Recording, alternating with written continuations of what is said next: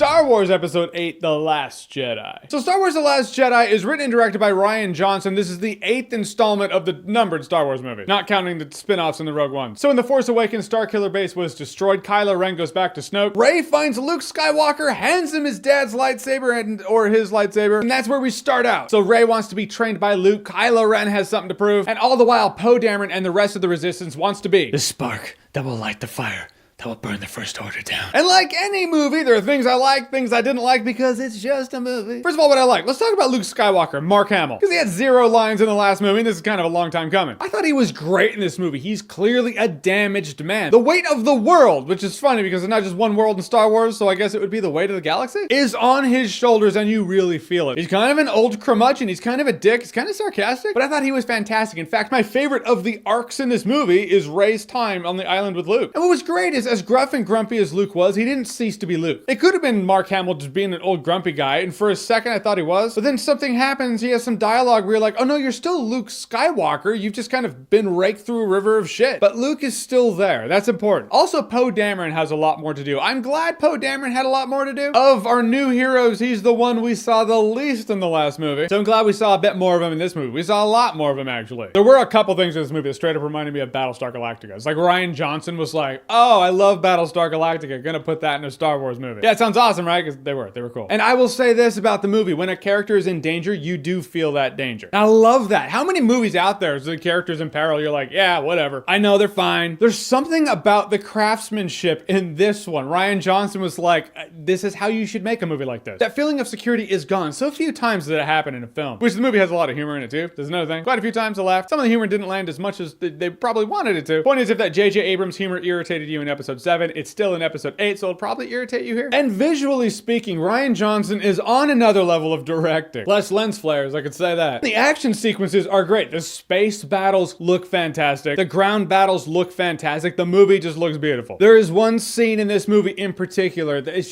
it's such an orgasmically gorgeous moment. It happens and it's there and you're watching it and you're like, I want that poster or screensaver or wallpaper on my phone. You'll know the scene I'm talking about. The movie will go on, you'll be like, is that the, and then it'll happen. You'll be like, that's exactly what he's talking about. The Finn and, what's her name? Rose? I think her name's Rose. Finn and Rose. That arc is the one where I'm like, it just didn't really work for me. This is actually, it's the arc I can talk about that's not a spoiler. And the fact that it's not a spoiler, the fact that I feel like I can talk about their arc, but I don't feel like I can talk about a lot of the other arcs, shows how just insignificant their arc is. They go to a dumb planet that bores me, and just when they're on their mission, rest assured, you can leave the theater to take a piss. You're welcome, internet. I mean, it has a lesson behind it, and that is, animal cruelty is bad. I'm an animal lover, right? I'm there for the message. I just feel like, did you bring them to that planet to have that message in a Star Wars movie? Because it really does detract from the movie as a whole. It's clearly when the movie bogs down. I've seen a couple people on Twitter say the movie feels too long. It's that scene. If you take that out, you could shave off a half an hour off this movie. I mean, when it got to that was cool for him, but that then brings me to Phasma, who is in this movie, and it's not like it's some big comeback. It's not like they were like, oh, we didn't really use Phasma in the last movie, now here's her chance to shine. No, it's like we didn't use her in the last movie, and she's just as useless here. It's a bummer. Phasma underwhelmed me. Snoke underwhelmed me. Yeah, the big super baddie that was built up in the first movie. Now we're gonna see more of him here. The movie, and I mean this in the most complimentary way,